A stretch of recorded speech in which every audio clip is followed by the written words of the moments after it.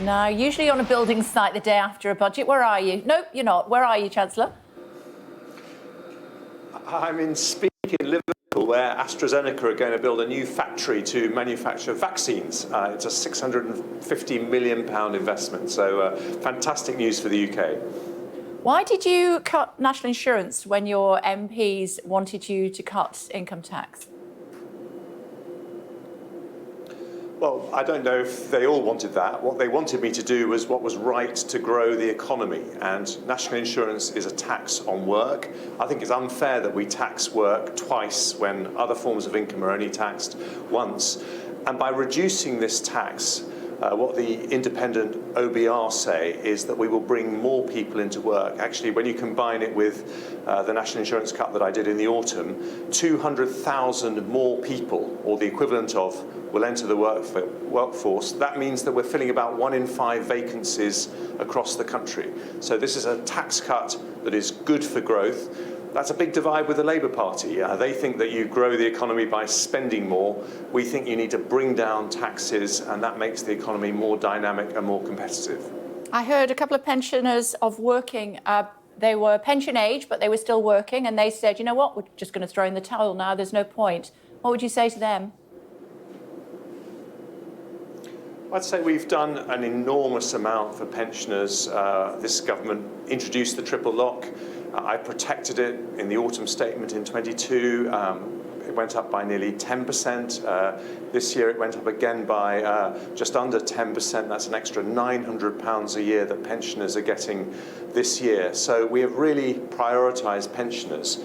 But in the end, the way that we can keep increasing the state pension is to grow the economy. And that's why the measures I took yesterday are smart tax cuts that are going to help grow the economy. In fact, the OBR say that the direct impact of the decisions that I made will add 0.2% to the economy year in, year out. Might sound like a small amount.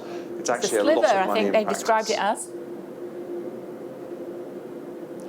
Well, they didn't actually. They said that they have changed their forecast more as a result of decisions I've taken than they've ever done for any other Chancellor. And in fact, if you look at the last 3 events I've done, they've increased GDP by 0.7%. So very significant, because we're getting more people into work, we're bringing down taxes. There's a plan to grow the economy, which is working. And I think the bigger picture from yesterday's forecast is that they've upgraded their forecast for our growth as a country.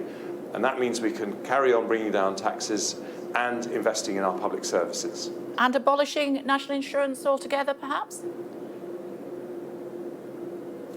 Well, we said we want to end that unfairness over time. It's something we will only do when it's possible to bring down taxes without increasing borrowing and whilst also prioritising public services. But yes, I think that it is wrong that we tax work twice when we tax other forms of income only once, because if we're going to succeed as a country, we need to make work pay. And that's what I've done in every budget, every autumn statement that I've done. And as a result of that, we're starting to fill vacancies in the economy, and we're seeing the growth picture getting a lot better. How would you pay for abolishing national insurance altogether? Labour say it would cost £46 billion a year. Well, we're not saying that this is going to happen anytime soon, and indeed that's not the only way that you can end that unfairness of taxing work. You can merge income tax and national insurance. But I think if you look at our track record, we've now had an autumn statement and a budget. On both occasions, I've been able to reduce that unfairness by bringing down national insurance, and I've done it without increasing borrowing and prioritising public services at the same time. And that is the fundamental difference between the Conservatives and Labour. They think you grow the economy by spending more. We look around the world and we notice that the economies that are growing the fastest in North America, in Asia, tend to be the ones with lower taxes. And we think we can deliver that lower tax vision after a period when taxes have gone up because of the pandemic and the cost of living crisis, and we wanted to support families. Okay. I think that was the right thing to do. Well, we now want to start to bring them down, and that's what I did yesterday. Chancellor, we only have a limited period, as you know. Our voters panel were underwhelmed by your budget. Previous Tory voters in 2019, they just didn't think there was anything in there for them. How are you going to win back these voters whenever the next election's going to be? Not with a budget like that, they're saying. Well, I don't think that any voters want gimmicks. I think the fundamental reason why they support the Conservative Party is because they trust us to be sensible with the economy. And that means being honest with people that, you know, after a once-in-a-century pandemic, yes, we did have to put taxes up. But the big choice now is whether we keep those taxes high or whether we start to bring them down in a way that's responsible and protects our public services.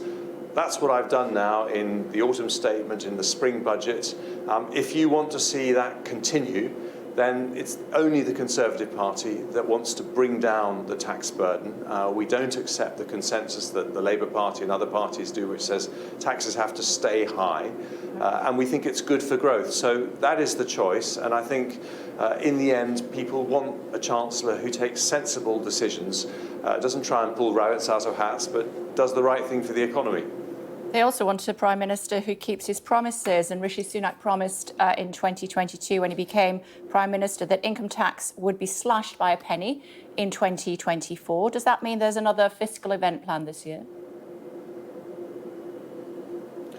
Well, that depends on the timing of the election, Kay, and I'm afraid that's above my pay grade. I don't know the answer to that. And all I would say is that he promised to cut income tax by 1 pence. If you're in work, he's cut it by the equivalent of 4 pence, 4 percentage points off the tax you pay on income earned in work. So our priority yes, it's on national insurance, but our priority income tax has been to bring down the taxes. Well, he did, and we've done lots of things to bring down the tax burden, but you know, given the challenges we've faced, we have chosen to reduce the tax that has the best impact on the economy. And what the OBR says, we're going to, as I say, fill about 1 in 5 vacancies across the economy. So that decision is going to help businesses grow, help invest. It's going to create jobs. It's the right thing for the long-term growth of the economy. Are you going to be able to help the Prime Minister keep his promise of cutting a penny off income tax or not this year?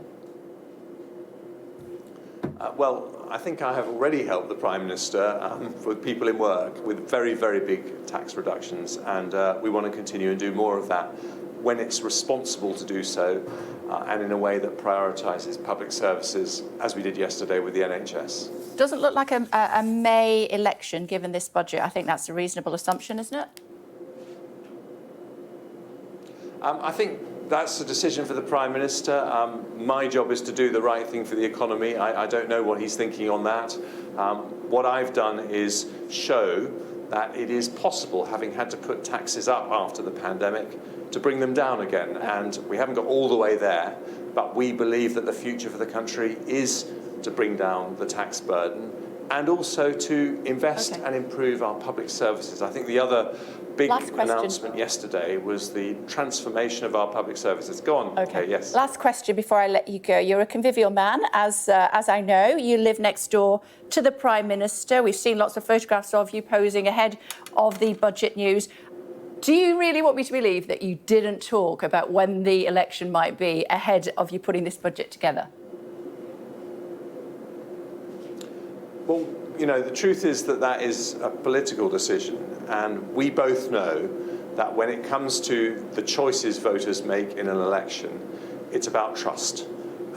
Do they see a Conservative government taking responsible, difficult decisions for the long term? I think that whether he chooses to have the election early or whether he chooses to, which is the working assumption, do it in the autumn, in the end, what a budget has to be is responsible. And on that, there is total agreement. And indeed, we've had lots of discussions. OK, working assumption, the autumn. I'm going to take that, Chancellor, and I must let you go. It's good to see you. Thanks for taking the time to join us here at Sky. Always appreciated.